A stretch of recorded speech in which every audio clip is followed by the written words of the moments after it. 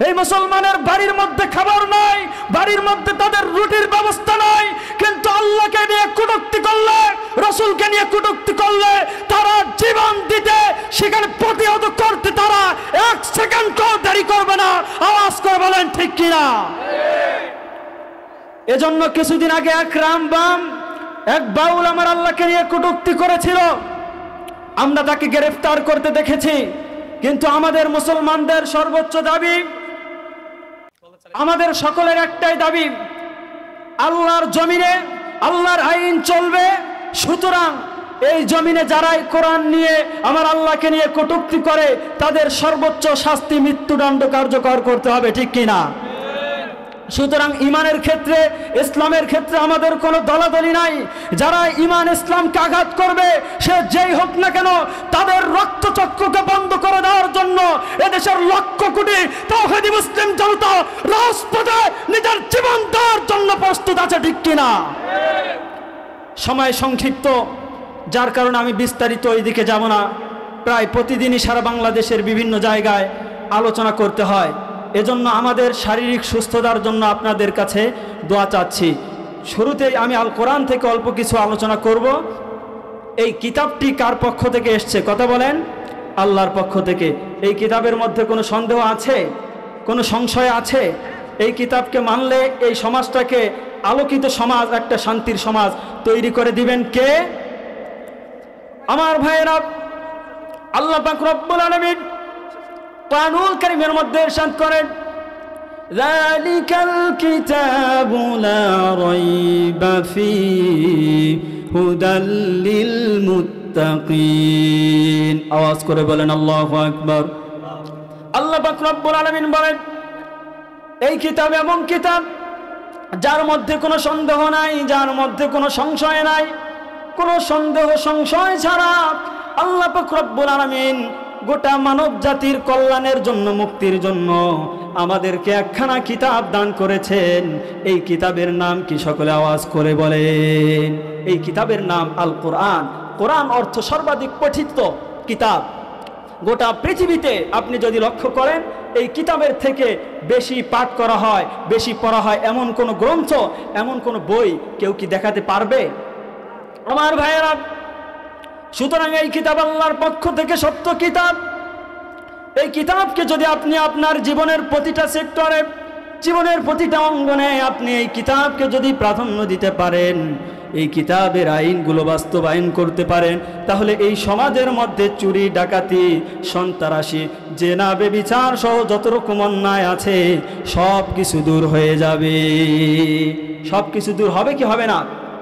আল্লাহ পাক রব্বুল আলামিন কুরআনুল কারীমের মধ্যে বলেন, ফামান তাবিআ হুদায়া ফালা খাউফুন আলাইহিম ওয়ালা হুম ইয়াহজানুন।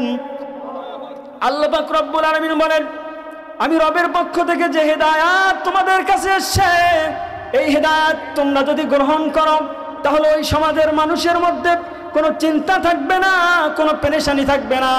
সমাজটাকে আমি আল্লাহ শান্তির সমাজে রূপান্তরিত করে দেব। সকলে বলেন সুবহানাল্লাহ।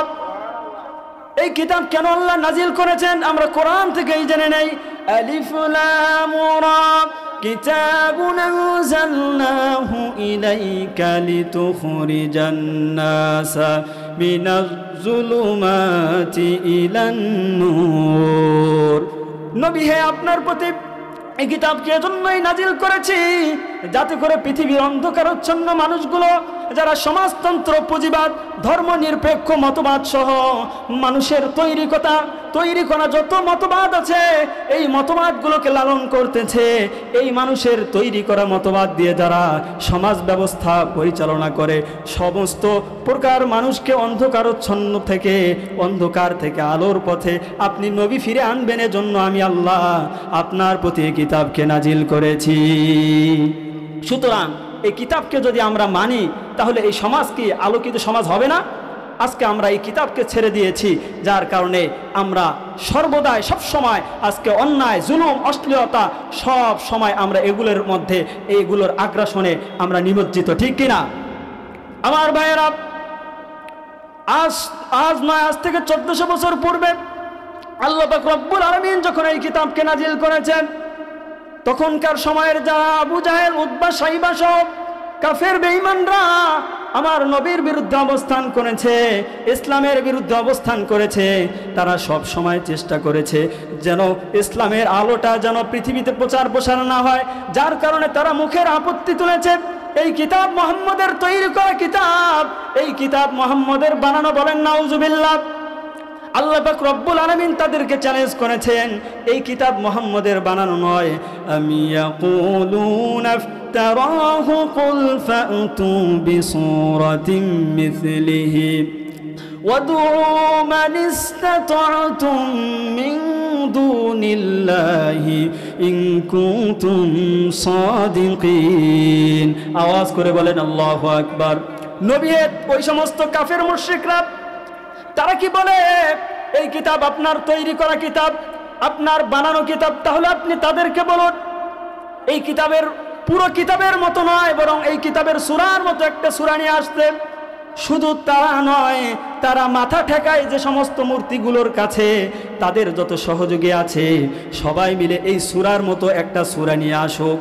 সবাই মিলে চেষ্টা করলেও কিয়ামত পর্যন্ত কি এই সূরার মতো একটা সূরা নিয়ে আসা সম্ভব? আমার ভাইরা, অন্য আয়াতে আরেকটি চ্যালেঞ্জের কথা বলে আলোচনা শেষ করে দিচ্ছি। আল্লাহ পাক রব্বুল আলামিন বলেন, ইন কুনতুম ফি রাইবিম মিম্মা নাযালনা আলা আবদিনা ফাতু বিসূরাতিন মিন মিছলিহি ওয়াদউ শুহাদাআকুম মিন দুনিল্লাহি ইন কুনতুম সাদিকিন। আমি আমার রাসূলের প্রতি যে কিতাবকে নাজিল করেছি, এই কিতাবের ব্যাপারে তোমরা যদি সন্দেহান করো, তাহলে এই কিতাবের সূরার মতো একটা সূরা নিয়ে আসো।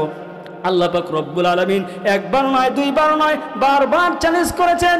যত কাফের মুশরিক জ্ঞানী গুণী সে সময় ছিল, সবাই ব্যর্থ হয়েছে।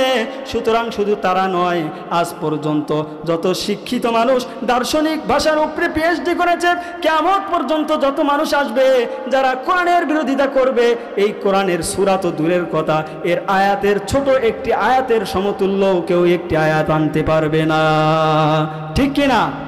সুতরাং এই কিতাব অনুযায়ী আগামীর রাষ্ট্র ব্যবস্থা চলবে।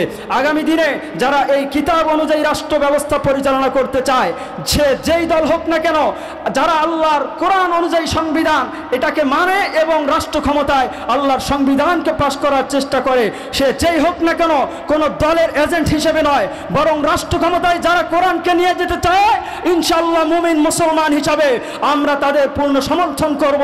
সুতরাং যারা বর্তমানে আছেন, আপনারা কোরআনকে ভালোবাসুন, আপনাদের প্রতি আমাদের ভালোবাসা থাকবে, সাপোর্ট থাকবে। কথা বলেন ঠিক কিনা? আর যারা কোরআনের বিরুদ্ধে অবস্থান করবে, তাদেরকেও মুসলমানরা জবাব দেওয়ার জন্য 24 ঘন্টায় মুসলমানরা, তাওহীদ জনতা তারা প্রস্তুত আছে, ঠিক কিনা? আল্লাহ পাক রব্বুল আলামিন আমাদের চোখে কোরআনকে সংবিধান হিসাবে এই আইন বাস্তবায়ন হওয়ার এই তৌফিক আমাদেরকে দান করুন। সকলে বলুন আমিন। আল্লাহ তাআলা আমাদেরকে আমল করার তৌফিক দান করুন। আসসালামু আলাইকুম ওয়া রাহমাতুল্লাহ।